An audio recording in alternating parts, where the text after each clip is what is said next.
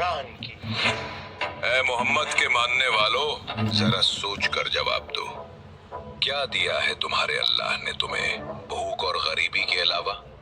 کاش تم سمجھ پاتے عقبہ، ہمارے اللہ نے ہمیں عزت دی ہے، برابری کا درجہ دیا ہے۔ اللہ اکبر۔ یہ بات ہے اس انسان کی جس کی عبادت اس کے لیے جہنم بن گئی۔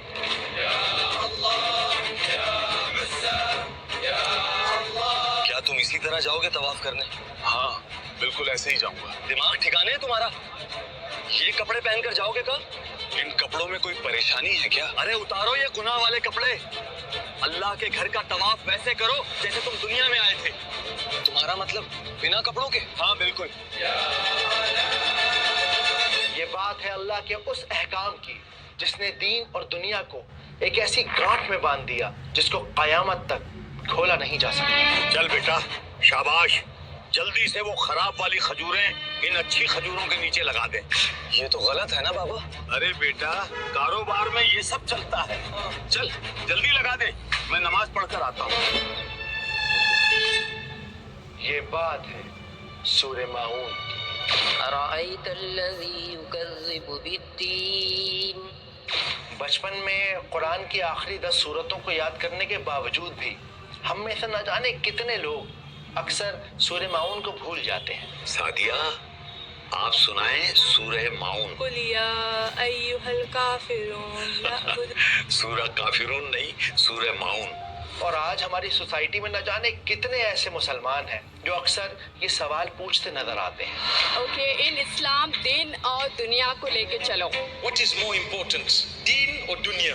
پر افسوس ہم میں سے بہت تھوڑے ہیں جو یہ جانتے ہیں کہ دین اور دنیا کو بیلنس کیا ہی نہیں جا سکتا۔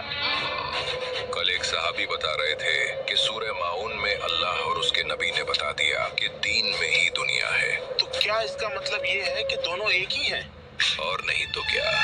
کیا ہے سورہ ماؤن کے نازل ہونے کے پیچھے کا واقعہ اور کس طرح یہ سورت ہماری دنیا کو ہمارے دین سے جوڑتی ہے؟ اور ہاں، ایک اور امپورٹنٹ بات، یہ سورت ہمیں ایسا کون سا لٹمس ٹیسٹ سکھاتی ہے جس سے ہم بڑی آسانی سے پتہ کر سکتے ہیں کہ کہیں نماز اور تہجد کا پابند ہونے کے باوجود بھی ہم جہنم کی آگ کا ایندھن تو نہیں۔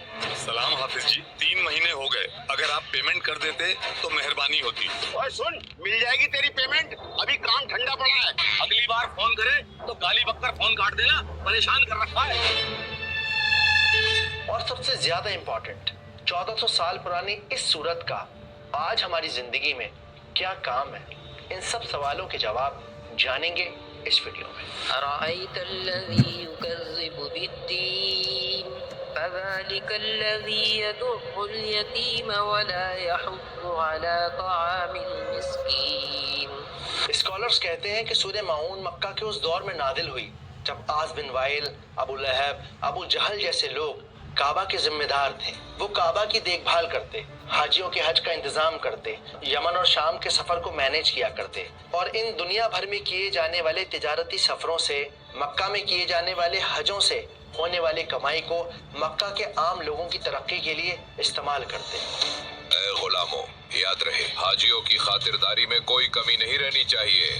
پانی، قالین اور عطر سب وقت پر تیار ہونا چاہیے۔ اور ہاں، کچھ لکڑی والوں کو بول کے کعبہ کے دروازوں کی لکڑی ٹھیک کرواؤ۔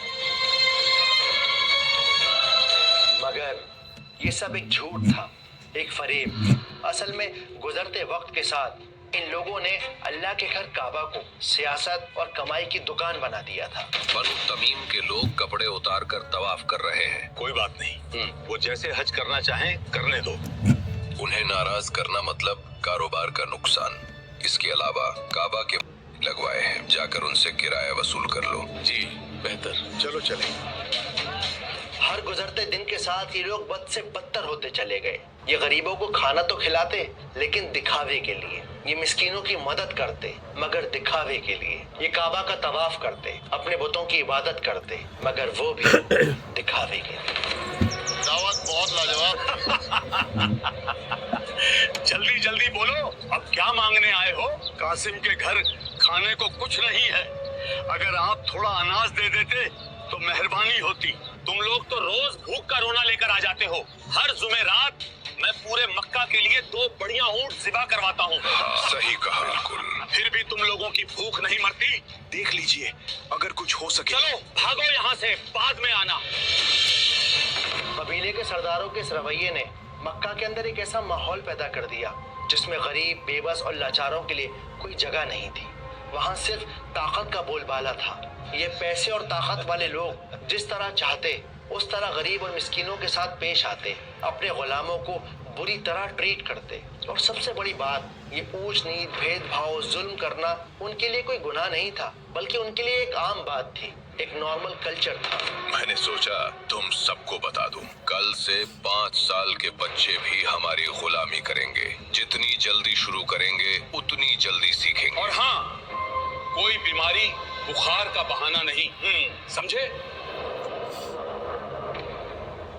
और जब पैगंबर मोहम्मद सल्लल्लाहु अलैहि वसल्लम ने इस्लाम की दावत दी तो इन लोगों को ये बात सबसे ज्यादा चुभती थी कि आप गरीबों की हिमायत करते हैं, उन्हें बराबर का हक देते हैं। इन लोगों को लगता था कि अगर ये काले हबशी लोग हमारे गुलाम नहीं रहेंगे तो हमारे काम कौन करेगा? क्या हम इनके साथ बैठकर खाना खाएंगे? आप बुजुर्ग हैं मक्का के, जरा सोच कर देखिए कैसा लगेगा आपको अपने हबशी गुलामों के साथ बैठकर खाना खाना। वक्त रहते कुछ कीजिए, वरना ये परेशानी और बढ़ जाएगी। तुम ठीक कहते हो उकबा। हम अबू लहब से बात करते हैं ताकि वो अपने भतीजे को समझाए। बेहतरीन ख्याल है। और एक दिन आप सल्लल्लाहु अलैहि वसल्लम ने वो किया जिसने अमीरी और गरीबी के बीच की दीवार को गिराकर इंसानियत का परचम सबसे ऊंचा कर दिया। मक्का की हवा उस दिन कुछ ज्यादा ही खामोश थी। जलता सूरज आसमान से काबा को निहार रहा था और इन्हीं गलियों में एक छोटा सा नन्हा यतीम लड़का फटे पुराने कपड़े पहने सर पर दौड़ रहा था। ये मक्का का सबसे कमजोर इंसान था।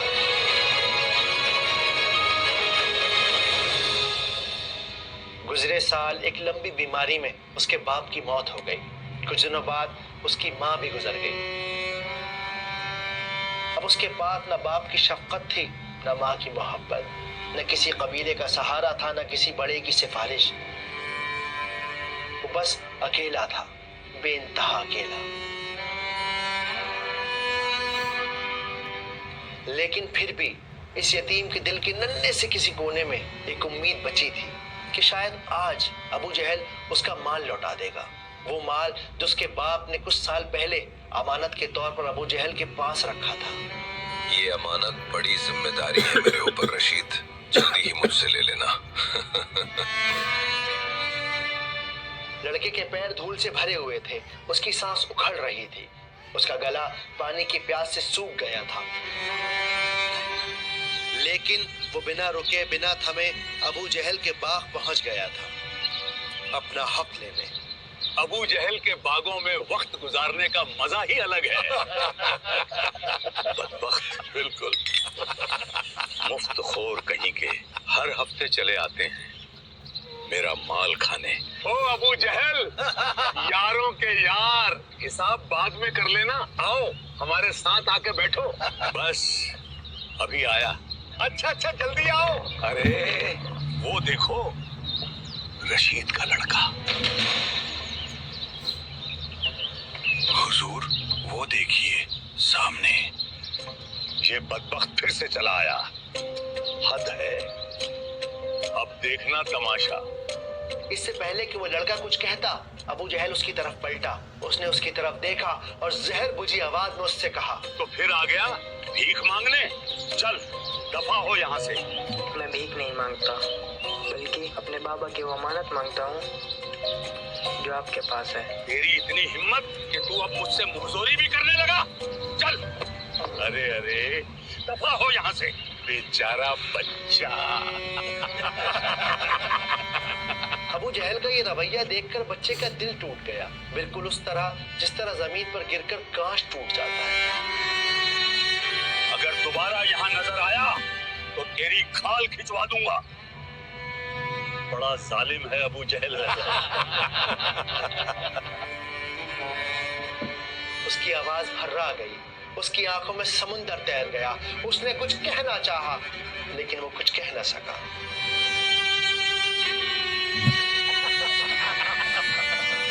اور تبھی ان ظالموں کو ایک شرارت سوچی. اے رشید کے بیٹے ادھر آ.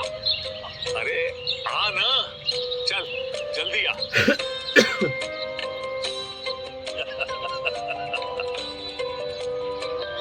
بہت غلط کیا ابو جہل نے بیچارے کے ساتھ. کوئی بات نہیں, دیکھ تیرا مال صرف محمد ہی دلوا سکتے ہیں. جا ان کے پاس جا. ان ظالموں کا ارادہ یہ تھا کہ یہ اللہ کے نبی اور ابو جہل کے بیچ ہونے والی جھڑپ دیکھیں گے, مزے لیں گے.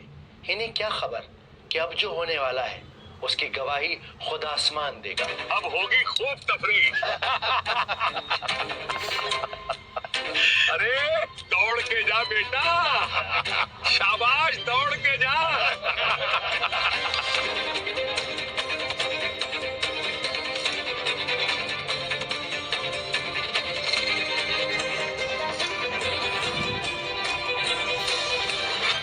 بچہ دوڑتا ہوا نبی کے پاس پہنچ گیا.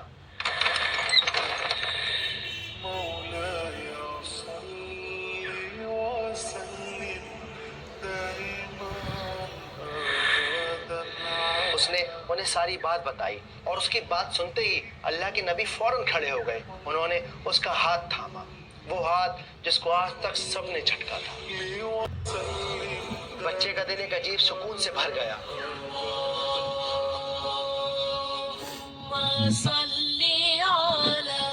آسمان نے نگاہیں زمین پر ٹکا دی. سورج نے اپنی کرنوں کو سمیٹ لیا. لوگوں کی آنکھوں میں حیرانی جھانکنے لگی کیونکہ آج تک کسی نے ایسا منظر نہیں دیکھا تھا جہاں ایک عزت دار قبیلے کا آدمی ایک غریب کے ساتھ قدم سے قدم بڑھا کر چل رہا. لیکن یہ رحمت العالمین تھے, آپ کے اور میرے پیارے نبی صلی اللہ علیہ وسلم تھے. محمد النبی الأمی. وہ دیکھو شادمان, آپ ہیں محمد. آپ کے پیغام کے چرچے ملک شام تک ہیں. ارے وہ دیکھ آپ جا رہے ہیں, جا جلدی سے کھجور انہیں دیا اور کہنا تحفہ ہے. صلی علی. لو آ گئے محمد. اب ہوگا تماشا, دیکھنا مزہ آئے گا. اللہ کے نبی کو دیکھتے ہی ابو جہل کا چہرہ سفید پڑ گیا. اس کے چہرے کی ہنسی ایسے اڑ گئی جیسے قدموں کی آہٹ سن کر پرندے اڑ جاتے. ابو جہل کچھ بول نہ سکا, اس کی آواز اس کے گلے کے اندر دفن ہو گئی. اللہ کے نبی نے صرف اس سے اتنا کہا کہ اے ابو جہل, اس یتیم کا مال اسے واپس کر دو. بنا کچھ کہے بنا کچھ سوچے ابو جہل نے فوراً اس یتیم کا مال اس کے ہاتھ پر رکھ دیا. وہ بچہ مسکرا دیا. صلی علی. باقی قبیلوں کے ظالم سردار دور کھڑے یہ ماجرا دیکھ رہے تھے. یہ ابو جہل ایسے کیوں جم کر کھڑا ہے, سمجھ میں نہیں آتا کیا معاملہ ہے. اللہ کے نبی اور بچے کے جانے کے بعد یہ لوگ ابو جہل کے پاس آئے. انہوں نے اس سے کہا کہ یہ کیا معاملہ ہے ابو جہل, کیا تم ایمان لے آئے ہو؟ ابو جہل نے کانپتی ہوئی آواز میں جواب دیا, کعبہ کے بتوں کی قسم, محمد کو دیکھ کر ایسا لگا کہ کوئی انجانی طاقت مجھے مٹی میں ملا دے گی. صحیح بخاری, صحیح مسلم, مسند امام احمد کے علاوہ تفسیر کی تقریباً ہر کتاب میں اس واقعے کو سورہ ماؤن کے ساتھ جوڑا گیا ہے. اللہ سبحانہ و تعالیٰ نے اس صورت میں کسی شخص کا نام نہیں لیا. جب مکہ میں سورہ ماؤن نازل ہوئی تو ہر سردار کو ایسا لگا جیسے اس کا پردہ فاش کر دیا گیا ہو, جیسے یہ صورت اس کے لیے نازل کی گئی ہو. اب تو حد ہو گئی ہے. محمد نے مجھے ذلیل کیا ہے یتیم کا مال کھانے والا کہہ کر. ارے محمد نے تمہیں نہیں مجھے ذلیل کیا ہے. بے وقوفوں جیسی باتیں مت کرو, آپ مجھے ذلیل کر گئے ہیں. تو یہ تھی سورہ ماؤن کی بیک گراؤنڈ اسٹوری. تو چلیے اب اس صورت کو سمجھتے ہیں مزیدار طریقے سے, سنیمیٹک انداز میں. ابو عروا, وہ سورت تو سناؤ جو نبی پر نازل ہوئی تھی, کیوں نہیں؟ أعوذ بالله من الشيطان الرجيم بسم الله الرحمن الرحيم أرأيت الذي يكذب بالدين فذلك الذي يدع اليتيم ولا يحض على طعام المسكين فويل للمصلين الذين هم عن صلاتهم ساهون الذين هم يراءون يستحيون ويمنعون الماعون. یہ بات سمجھنا ضروری ہے کہ سورہ ماعون از اے سورہ آف کرٹیسزم، یعنی کہ یہ ایک آئینہ ہے جس کے اندر انسان اپنی ہپوکریسی، اپنی برائیاں، اپنی خرابیوں کو دیکھ کر ایک بہتر انسان بن سکتا ہے، اللہ سبحانہ و تعالیٰ کا فیوریٹ بندہ بن سکتا ہے. تو پہلی آیت کیا ہے؟ اَرَأَيْتَ الَّذِي يُكَذِّبُ بِالدِّينِ، اے نبی کیا آپ نے دیکھا اس کو جو آخرت کے دن کو جھٹلاتا ہے. اب یہاں سوچنے والی بات یہ ہے کہ اللہ سبحانہ و تعالیٰ نے ارائیتا کا لفظ ہی کیوں یوز کیا؟ اللہ چاہتے تو علم ترا بھی کہہ سکتے تھے، جیسے سورہ فیل میں کہا علم ترا الذی، تب بھی بات یہی ہوتی، کیا آپ نے دیکھا؟ لیکن پھر بھی اللہ نے ارائیتا کا ہی لفظ چنا. تو ایسا کیوں کیا؟ ارائیتا اصل میں ایک ریٹوریکل کویشچن ہے، یعنی ایک ایسا سوال ہے جس کو جواب جاننے کے لیے نہیں پوچھا جاتا، بلکہ اس لیے پوچھا جاتا ہے کہ سامنے والے کو سچویشن کا اندازہ دیا جا سکے. جیسے اکثر ہم لوگ بڑی شرارت کرتے ہیں تو امی ابا سے کیا کہتی ہیں؟ آپ دیکھ رہے ہیں اس کی حرکتیں؟ سب دیکھ رہا ہوں، کئی دنوں سے دیکھ رہا ہوں. تو اگر علم ترا کا لفظ یہاں پر ہوتا تو بات ہوتی کیا آپ نے آنکھوں سے دیکھا اس کو. لیکن جب ارائیتا کی بات آ رہی ہے تو یہاں پہ صرف محسوس کرنے کی بات ہو رہی ہے.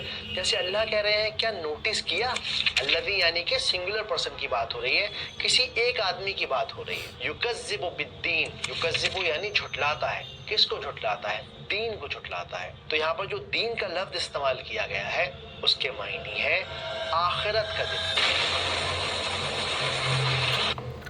جب اللہ کے آگے ہم سب کو کھڑے ہو کر اپنے اعمال کا حساب اور کتاب دینا ہے تو اس آیت میں کیا بات ہو رہی ہے کہ اللہ تعالیٰ آپ صلی اللہ علیہ وسلم سے کہہ رہے ہیں کہ اے میرے پیارے نبی کیا آپ نے نوٹس کیا اس کو جو آخرت کے دن کو جھٹلاتا ہے. آیت نمبر 2 فَذَلِكَ الَّذِي يَدُعُّ الْيَتِيمَ، اور یہی وہ انسان ہے جو یتیم کو دھکے دیتا ہے. اس آیت میں اس انسان کی خاصیت بتائی جا رہی ہے، اس کے کیریکٹر کو ڈیفائن کیا جا رہا ہے. یدعو کا یہ جو لفظ ہے یہ بتاتا ہے کہ یہ انسان وائلنٹلی، فزیکلی، ایموشنلی، ہر لحاظ سے وہ یتیم کا حق مارتا ہے. اور وہ یہ کبھی کبھی نہیں کرتا بلکہ اس کے لیے بات نارملائز ہو چکی ہے، اس کو لگتا ہی نہیں کہ وہ کچھ غلطی کر رہا ہے، تو اس کے لیے ایک عام بات ہو چکی ہے. اب یہاں پر جو یتیم کا لفظ استعمال کیا گیا ہے، یتیم وہ ہوتا ہے جس کے پاس کوئی سپورٹ نہیں ہوتا. سوسائٹی کا سب سے زیادہ کمزور انسان ایک یتیم ہے. تو اس آیت کے اندر یہ سمجھایا جا رہا ہے کہ یہ انسان اتنا زیادہ بے حس ہے، اتنا نالائق ہے کہ یہ کمزور سے کمزور انسان کا بھی حق مار لیتا ہے. تو پھر آ گیا بھیک مانگنے، چل دفع ہو یہاں سے. اب تیسری آیت وَلَا يَحُضُّ وَلَا طُعَامِ الْمِسْكِينِ، اور یہ دوسروں کو بھی موٹیویٹ نہیں کرتا مسکین کو کھانا کھلانے کے لیے. اب یہ بات بڑے کمال کی ہے.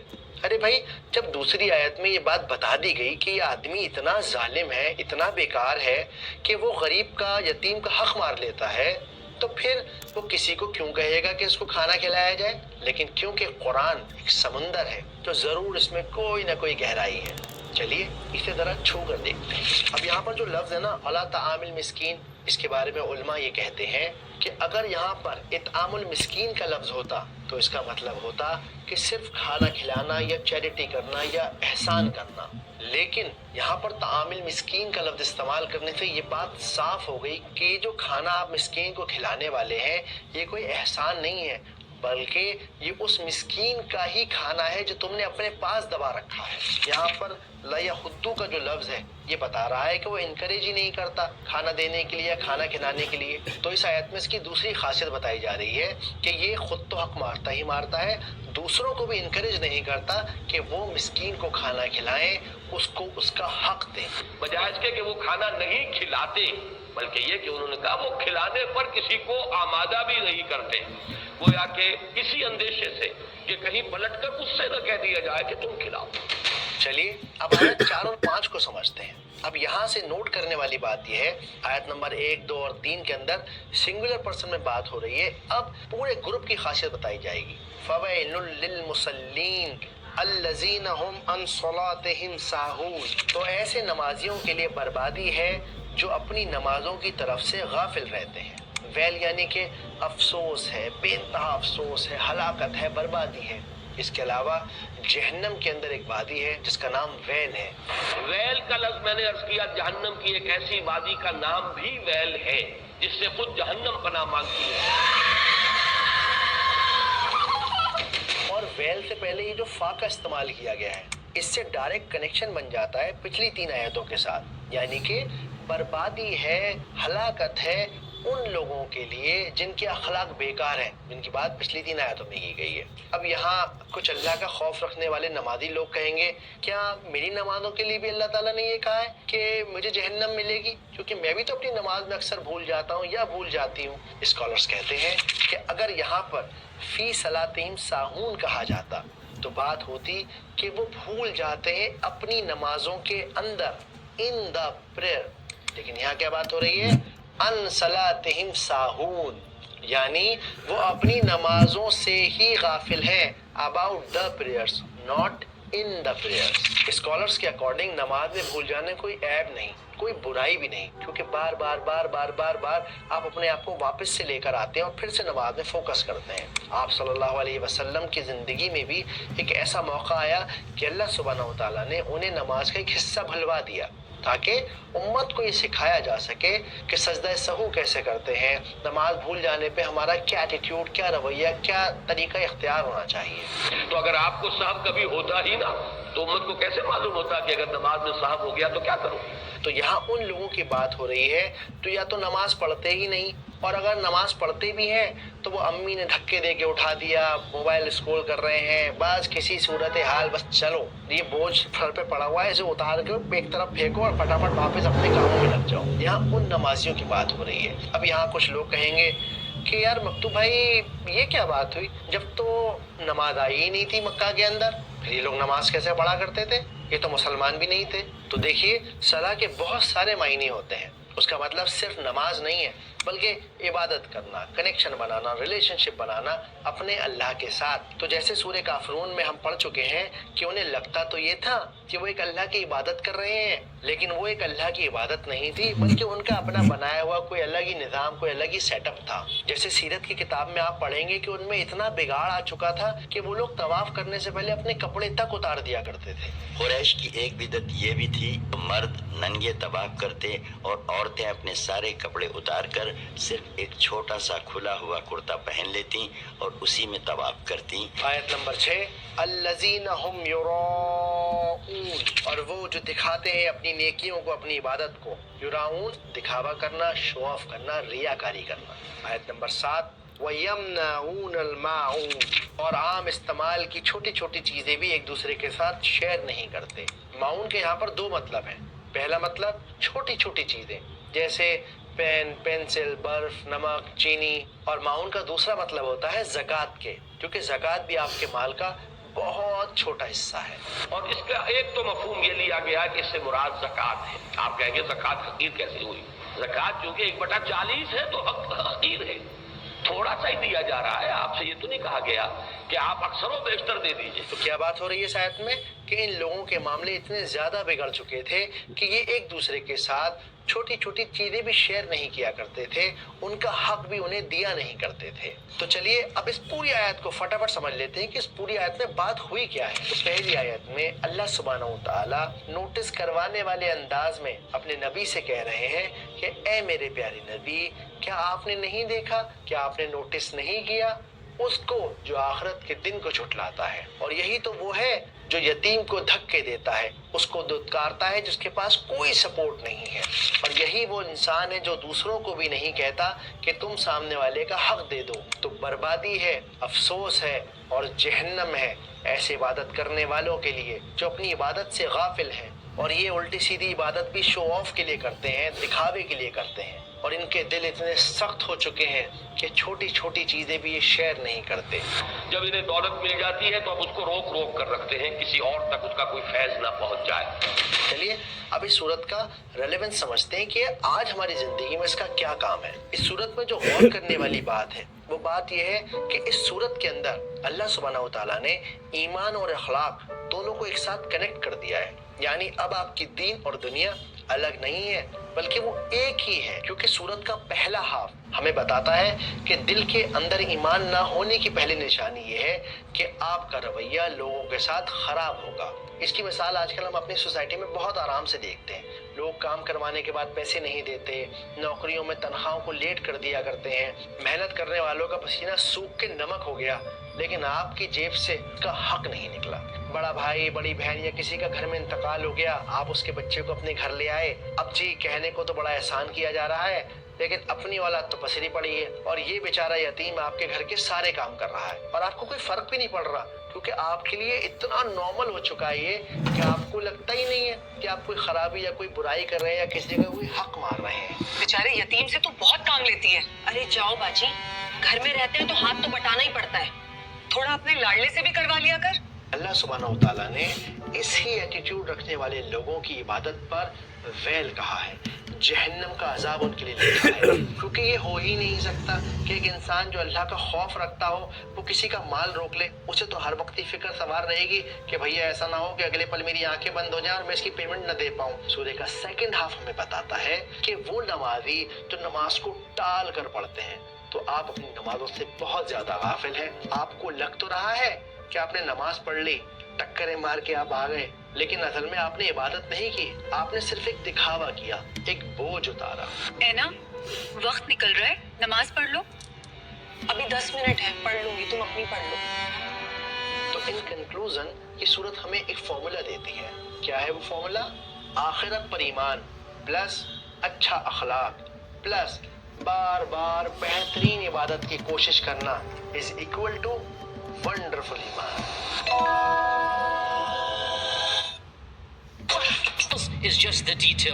اب آخری بات، ٹھیک ہے میں سمجھ گیا، لیکن اب مجھے لگ رہا ہے کہ شاید میں تعامل مسکین والی کیٹیگری میں ہوں۔ نہیں، اب مجھے لگ رہا ہے کہ میں شاید ساہون والی کیٹیگری میں ہوں۔ تو میں ایسا کیا کروں؟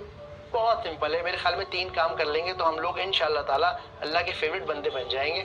وہ کیا کرنا ہے؟ سب سے پہلا کام، اگر آپ نے کسی کی پیمنٹ روکی ہوئی ہے، کسی کا حق روکا ہوا ہے، آپ کی زکوٰۃ رکی ہوئی ہے، فٹافٹ اس بوجھ کو اتاریں، جلد سے جلد دے کے اس سے نپٹارہ حاصل کریں۔ دوسرا کام، جیسے ہی اذان ہو فوراً ارادہ بنا لے کہ اب مجھے نماز پڑھنے جانا ہے، میں نماز کو ٹالوں گا نہیں، آخری وقت پر اپنی نماز نہیں پڑھوں گا، تاکہ ہم ان صلاتہم ساہون والی کیٹیگری سے باہر ہو جائیں۔ تیسری بات، خود بھی شیئرنگ سیکھیں اور اپنے بچوں کو بھی شیئرنگ اور کیئرنگ سکھائیں۔ میں جانتا ہوں امیوں کے لیے کبھی کبھی تھوڑا مشکل ہو جاتا ہے، وہ چاہتی ہیں کہ پورا پراٹھا گڈو ہی کھائے، لیکن اس سے لائف میں آگے جا کے گڈو بڑا کنجوس، بڑا بخیل ہو جائے گا نا، تو اس کو شیئرنگ اور کیئرنگ سکھائیں تاکہ آپ یمنعون الماعون والی کیٹیگری سے باہر نکل پائیں۔ گڈو، ایک پراٹھا ایکسٹرا رکھ دیا ہے، فرینڈز کے ساتھ شیئر کرنا ہے، ٹھیک ہے؟ امید کرتا ہوں ویڈیو پسند آئی ہوگی، بات سمجھ آئی ہوگی۔ میرا مقصد ہے کہ میں قرآن کو اتنے سنیمیٹک انداز اور آسان طریقے سے سمجھاؤں کہ اس سے آپ کے اندر ایک شوق پیدا ہو، آپ جا کے خود کتابیں پڑھیں، جو میں نے ڈسکرپشن لنک میں ساری اویلیبل کرا